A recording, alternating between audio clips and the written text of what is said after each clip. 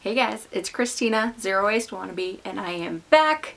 I've said that a few times before, but I'm saying it again today. I am back, and I am excited. I am now in the Pacific Northwest, as I announced in my last video.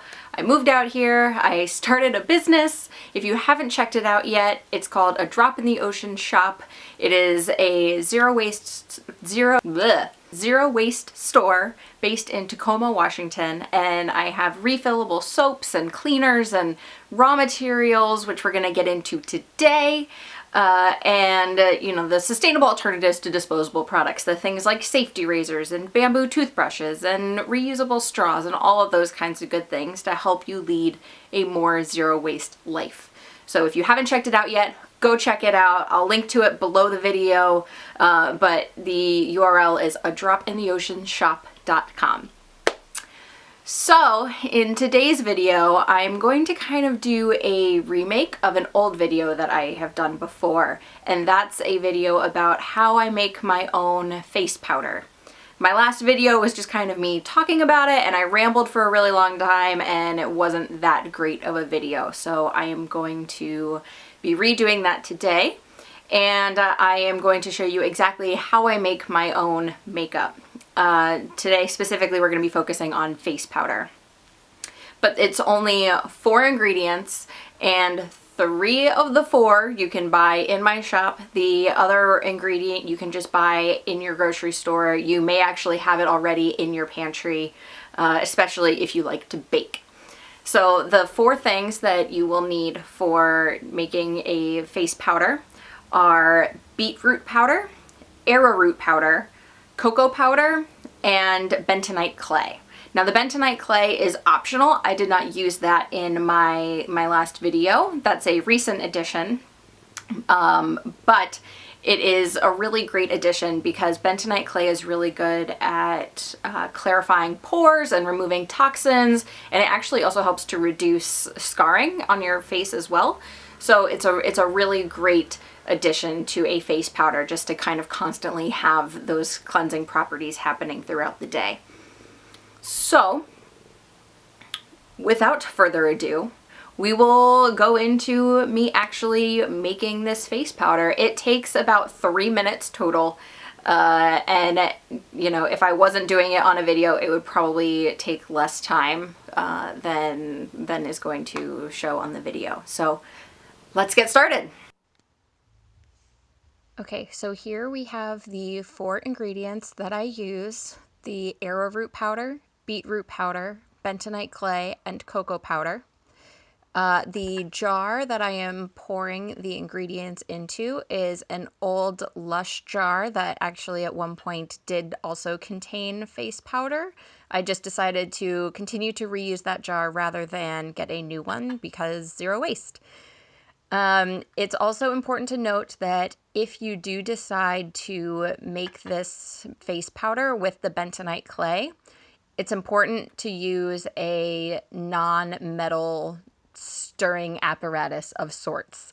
So you can see here that I am using a bamboo spoon. I just seriously pulled it out of my to-go utensil set.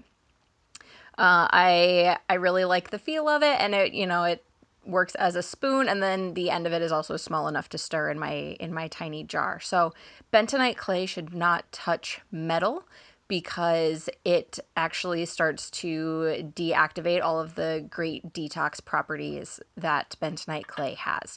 So just make sure that you're storing this in a glass jar, and you're using a wooden spoon or some other sort of non-metal stirring utensil. So you can see that I'm not really measuring any particular ingredient. I am just adding a little bit at a time until I get to the right shade for my skin. And I'm kind of stirring as I go and just using my best judgment on how much I need to add to get to the right skin tone.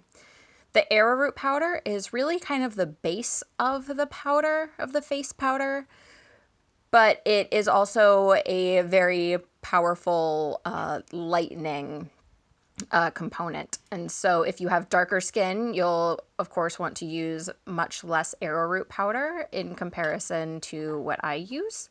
And if you have lighter skin, then you might need to use more of it. That's the main component. The first time I made this face powder, I was actually pretty surprised at how much the arrowroot powder impacted the shade of my face powder. So that's just something to be aware of. Don't start out with a whole lot of arrowroot powder.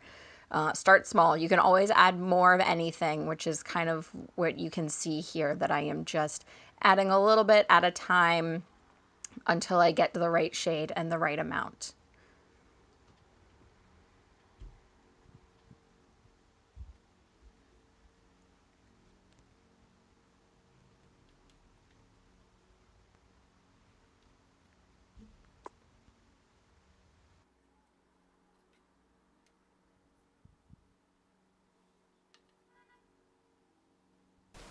And that's really all there is to it. It's a really, really easy process. It actually takes a lot less time than I think people realize.